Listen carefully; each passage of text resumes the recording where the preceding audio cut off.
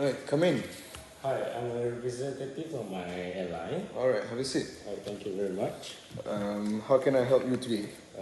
Actually, we have established a fleet of aircraft, and now we are looking forward to establish our own maintenance organization to keep our aircraft maintained according to latest airworthiness directive. Alright, okay, I see.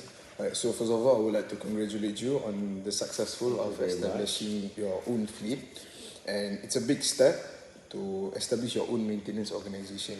So I can help you with that. So in order for me to approve your inquiries for maintenance organization, I would like to see all the documentations from the Part 145 organizations. Do you have any? Yes, I do have all the documents that you needed. Okay, it makes the work easier. Okay, I will have a look first and let's see if you have met all the requirements.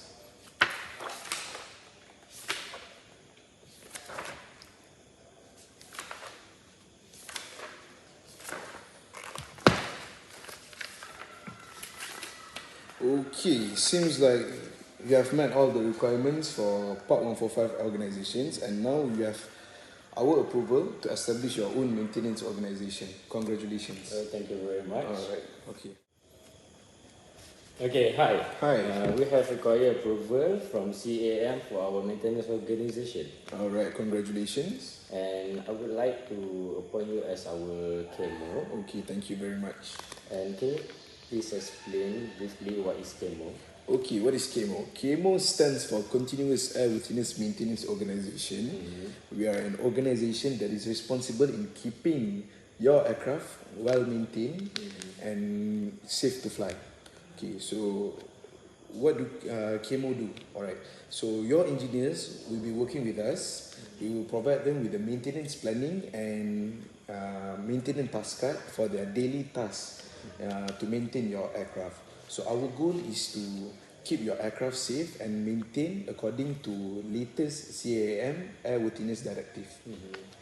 Okay, that's the brief of KMO. Okay, what is MEL? MEL is a minimum equipment list which provides the operation of an aircraft subject to specified conditions with particular equipment inoperative, which is prepared by an aircraft operator in conformity with or more restrictive than the MMEL, which is Master Minimum Equipment List, established for the aircraft type. Okay, the MEL is approved by the operator National Airworthiness Authorities. The operator shall include in the operations manual a minimum equipment list approved by the state of the operator, which will enable the pilot in command to determine whether a flight may be commenced or continued from any intermediate stop should any instrument, equipment or system become inoperative.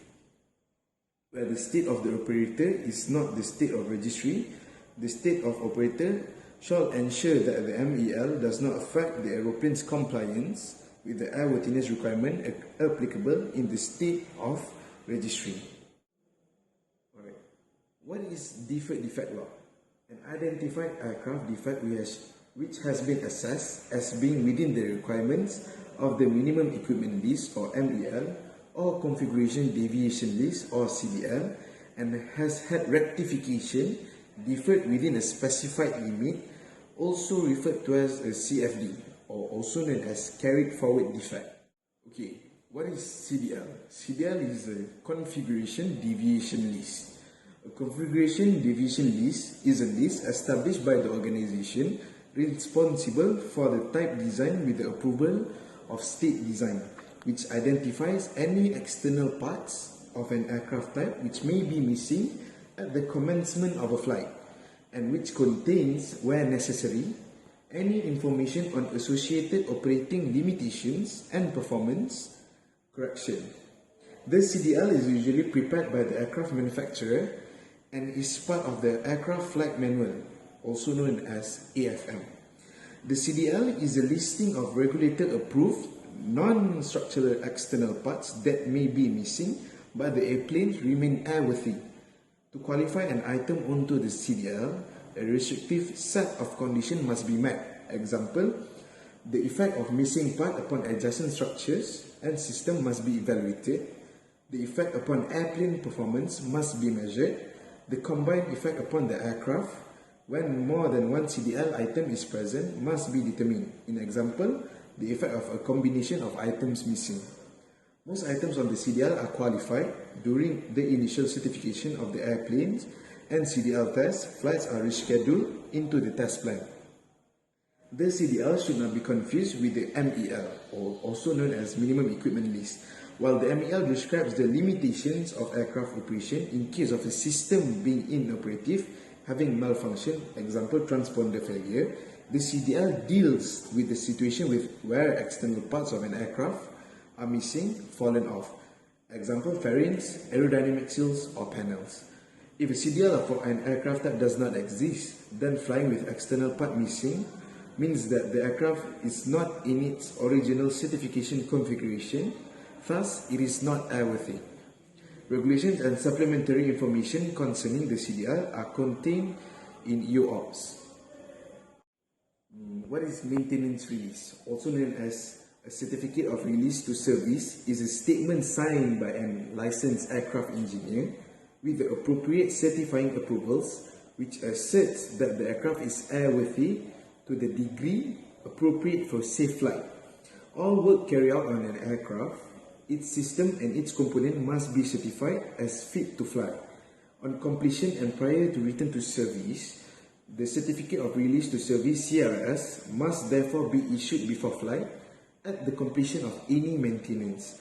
The certificate should contain as a minimum basic details of the maintenance that was carried out, date such maintenance was completed, identify of organization and or person issuing the release to service, limitation to airworthiness or operations, if there are any. Okay, what is aircraft journey logbook? The aircraft journey logbook is the record in which all data concerning the aircraft is recorded.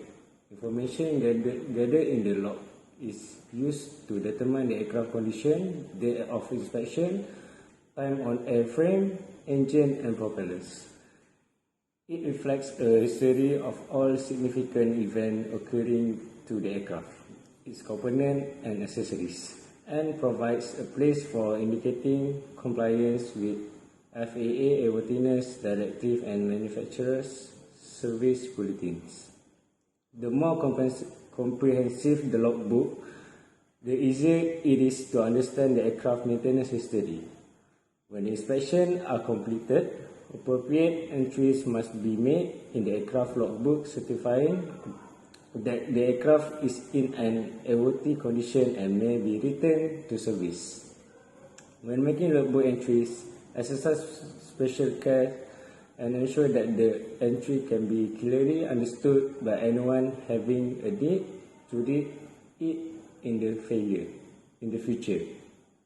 Also, it making a handwritten entry use good penmanship and write legibly.